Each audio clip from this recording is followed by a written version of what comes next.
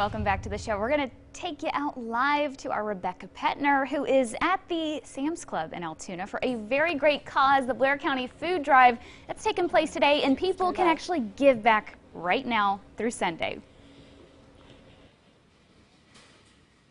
Hi, Morgan.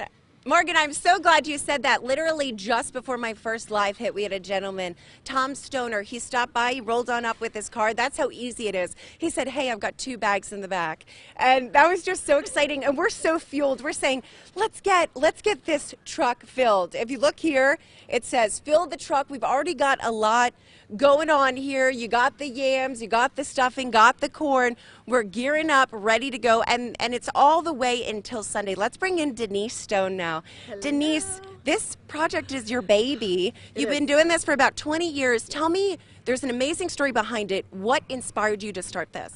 So I was at the grocery store in line, and there was a lady in front of me, a young mom with her kids, and as I was standing there, she kept asking the cashier, okay, can you put that back? All right, can you put that back? And it ended up that she had 3 items left out of probably about 15. And so she left quickly, and I paid for her stuff, rushed after her, talked to her, kind of got her story, and found out what else she needed, went in and got her more stuff. And then after that, it was like, okay, I felt like this calling that I need to do more. And so about 3 months later, I started doing a food drive. And here we are 20 years into me doing food drive, and now we are giving to 13 different nonprofit organizations, extra families that come up throughout the week. Wow. I had a truck pull up earlier this morning, and the gentleman said, hey, these people, they could really use some help. So I grabbed the number, and I'm like, I'm on it. And so later this afternoon, I'll contact them. Yes, that's amazing. Just even having this resource here in our community. I was talking a little bit, I was saying, you know, the past few years have been kind of tough. Have you seen any decline in donations? And you're saying, hey, not really. And tell me why you think that is. Because I think a lot of people in our community either have been through it themselves or they know people that have been through it themselves. And that makes them just dig a little deeper to be able to help the community. Our community is amazing.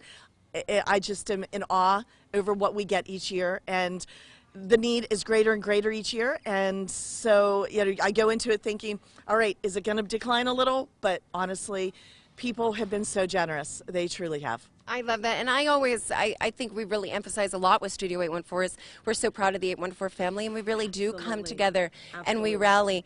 Tell us about some of the organizations. We've obviously been covering it. WTAJ is a sponsor. So our Courtney Murphy has been doing a great job highlighting some of the organizations, because there's how many again, Denise? We have 13 different organizations that we're donating to. So they will all be recipients in some capacity. Tell us a little bit about the Lions Pantry. You said, yeah, you can get a kid into college, maybe help them that way, but then they're there and they don't have any food. So tell us about Lions Pantry. Absolutely. So a lot of the families across the states and the country, they do everything they can to be able to get their children to further education. And they get the grants, they get the scholarships. They're at Penn State and some of these other colleges. But once the kids are there, they are on a full course load. And because a lot of their academics are what got them the scholarships and grants. But when they're there, then they're like, okay, how do we get all this food? You know, how are we eating day to day? So filling up the Lions Pantry allows these students to have that extra bit of food to help them through each day. And yeah, and there's even like the Gloria Gates Foundation after school program. The kids go in, they get help with their homework, they get snacks. We deal with the backpack programs. Also the soup kitchen, St. Vincent de Paul Soup Kitchen and the Father's House, they cook for families on a daily basis. Wow. So we are giving them food also. And it is just, the community has been so great. I just so excited. This is definitely a huge community effort. What we're even saying though is one can, maybe a couple cans of non-perishable items. And you are also accepting monetary donations as well. Tell me about that. So it goes towards turkeys for the families, and we also take gift cards. And I've got to tell you, yesterday my eyes were so puffy. I was crying for so long because a gentleman who wants to remain anonymous came in and said, look, I don't have time to shop, but I want to donate.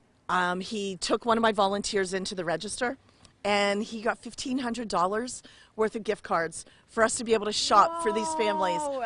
And $1,500 bucks. It was amazing. It was amazing. And yeah, I mean, the people are just so generous. Yes. I got a message yesterday from a young man who is away at school, at Clarion University, has volunteered all through junior high and high school, and even his first year in college, and he messaged and said, I want to donate, and sent us a Venmo of $100. So good. I love it. So she accepts Venmo too.